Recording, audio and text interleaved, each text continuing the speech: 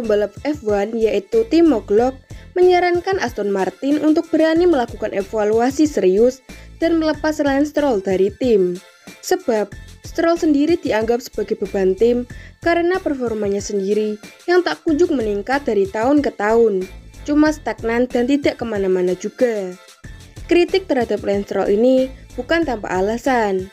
Stroll sama sekali belum memperlihatkan kemajuan yang layak di F1 dari segi kompetitif, meskipun telah menghabiskan 9 musim di Formula One tanpa hasil yang positif.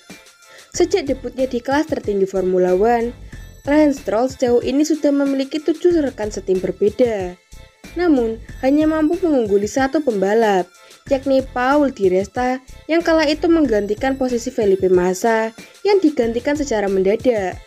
Bahkan saat ia menghadapi pendatang baru seperti Sergei Sirotkin di Williams pada tahun 2018, Stroll tetap saja kalah dalam duel kualifikasi internal.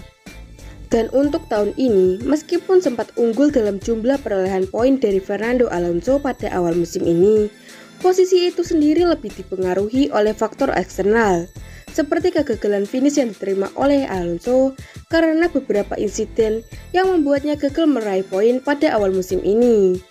Dalam 10 balapan terakhir, Stroll selalu kalah dalam sesi kualifikasi melawan Alonso. Sebagai putra pemilik tim Aston Martin, Lawrence Stroll, posisi Lance Stroll sering disebut aman dari evaluasi, seolah-olah mereka menutup mata dengan hasil yang diperoleh oleh Lance Stroll. Mau bagus, mendingan, atau jelek, ya posisinya akan aman-aman saja jika tim tidak tegas dalam mengambil keputusan.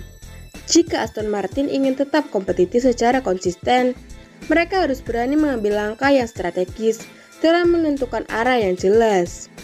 Memang benar, Aston Martin saat ini sedang berusaha untuk berkembang dan merangkak naik ke persaingan papan atas.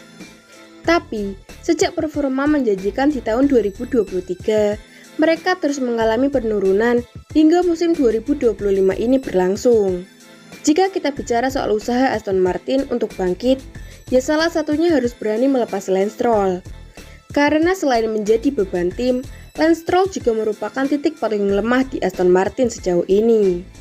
Jadi, usaha serius Aston Martin yang sudah cukup besar dengan sukses membajak dan merekrut Adrian Newey sebagai desainer tim untuk musim depan akan sia-sia apabila dari line up pembalap masih diisi oleh Lance Stroll.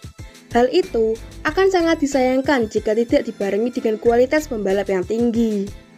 Aston Martin terlalu sering bergantung kepada Fernando Alonso yang harus bekerja keras dan memikul beban tim seorang diri.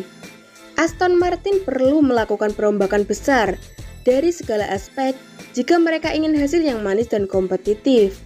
Bukan hanya merubah dari segi kinerja teknis, merubah mobil, merubah aspek-aspek penting lainnya yang masih sangat banyak. Namun, jika line up pembalap mereka masih sama, ya hasil yang diperoleh pun ya tetap sama saja. Aston Martin mungkin perlu mencontoh McLaren dan Williams sebagai tim yang diuntungkan dengan dua pembalap solid yang mampu saling mendorong mobil ke level terbaik. Dan hasilnya sekarang bisa kita lihat sendiri di musim ini, di mana McLaren benar-benar menggila dengan mengacak-acak Red Bull yang juga sedang acak-acakan tidak jelas.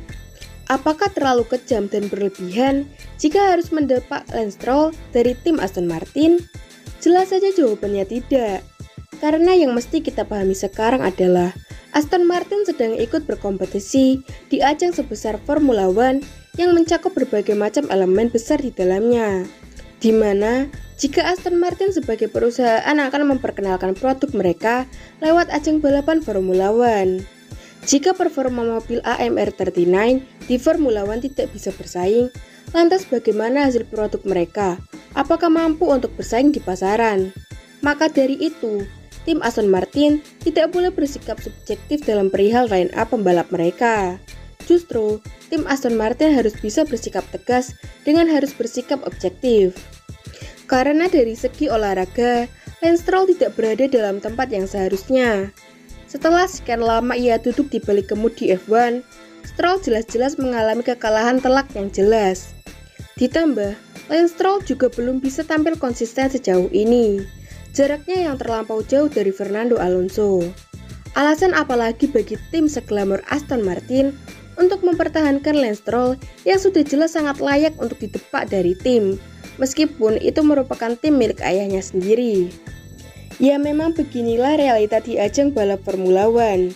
Jika memang tidak bisa bersaing dengan yang lain atau seminimal-minimalnya unggul dari rekan satu tim, maka ia akan tersingkir dengan yang lain, di mana akan selalu ada bakat muda baru yang bermunculan, seperti halnya Kimi Antonelli yang layak mendapatkan kesempatan, ketimbang harus mempertahankan sesuatu yang jelas-jelas tidak memberikan kontribusi apapun.